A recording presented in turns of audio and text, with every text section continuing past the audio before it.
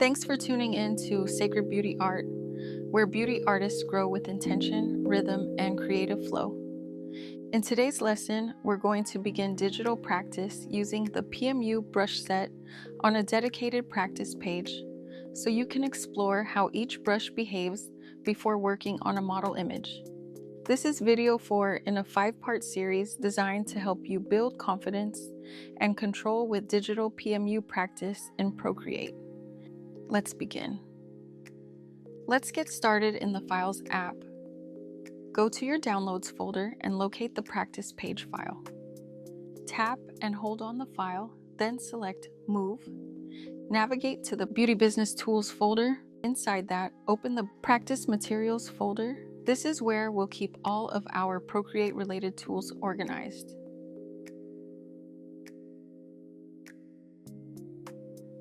Now that the file is saved in the correct place, let's open Procreate. When Procreate opens, you'll land in the gallery where all of your canvases live. Tap Import in the top right. This will open the Files app. Navigate back to the Practice Materials folder, select the Practice Page file, and tap it once. The practice page will now open inside Procreate as a new canvas. Open the Layers panel in the top right. You'll see the practice page on its own layer. We're going to leave this layer untouched. Tap the plus icon to create one new layer. This will be our practice layer. You can rename it Practice if you'd like, but the most important thing is making sure this layer is selected before you begin. If you want to start fresh at any point, you can simply clear this layer or create a new one. Let's start with selecting a mapping brush. These brushes are used to plan structure and layout before any strokes or shading are added. All 3 mapping brushes work the same way. The difference is simply in how the line looks. These brushes make it very easy to create straight, clean lines. Use consistent medium pressure and let the brush do the work. If you want to curve a line, slow your hand movement down and allow the brush to catch up with you.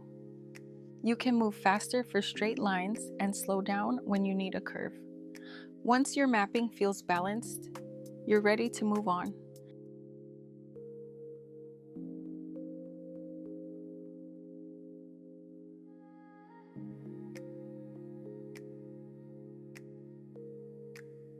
Next is the outline brush.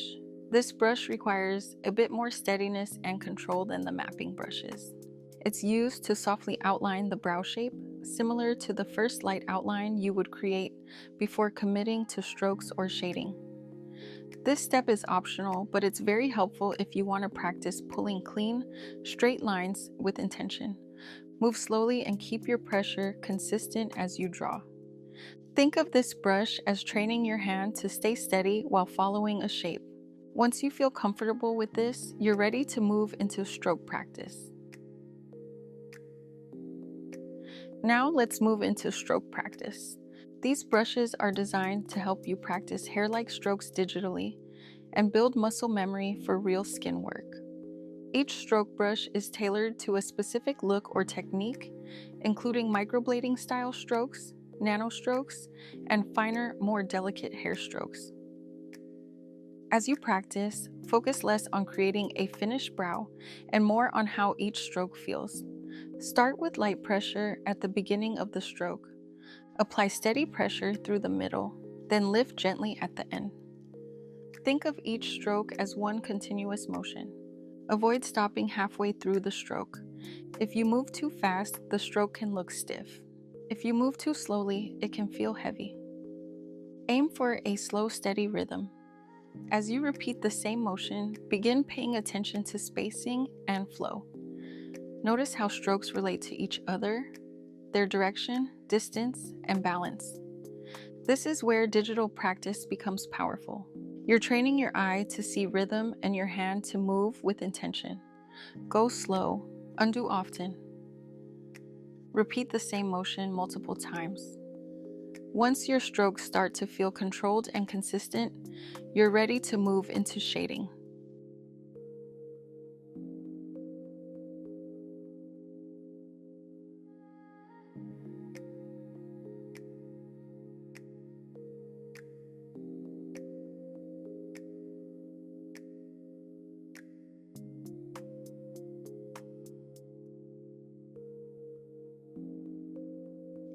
Now let's move into shading practice. Shading brushes are used to build softness, depth, and dimension. In this brush set, you'll be working with the 1RL Whip brush and the Shading Pendulum brush. Both are designed to help you practice techniques used in powder and combo brows, where layering and control matter more than speed. Let's start with the 1RL Whip brush. This brush mimics the whip shading technique and is used in one direction. With lighter pressure, it creates softer, lighter dots. With more pressure, the dots become more saturated. Work in light passes and allow the shading to build gradually. Next is the Shading Pendulum brush. This brush mimics a pendulum-style movement and allows you to move back and forth. It's designed for a faster, more even fill while still keeping the shading soft. Use smooth, controlled movements and let the brush do the work. As you practice shading, pay attention to how pressure and movement affect the final result. Go slowly, layer gradually. Undo often. Once you feel comfortable controlling softness and depth, you've built the foundation for realistic shading work. Lastly, we have the Cleanup Erase tool. This brush is used to refine your work and make small corrections as you practice. I like to think of this as a finishing tool, not something you use constantly. If you need to erase an area, tap the eraser icon at the top. If you don't see it right away, search for the PMU brush set and select the Cleanup Erase brush. Adjust the size as needed and gently remove anything that feels heavy or unnecessary. You'll see this used more intentionally in the next video when we practice on a model image. In the next video, we'll apply everything you've practiced onto a model image and walk through mapping, strokes, and shading step by step. If you'd like more guidance, structured practice, and additional tips for learning Procreate as a PMU artist, you can join my Procreate course. Inside, I walk you through lessons and assignments designed to help you build confidence and consistency with digital practice. Thank you so much for watching. I'll see you in the next video.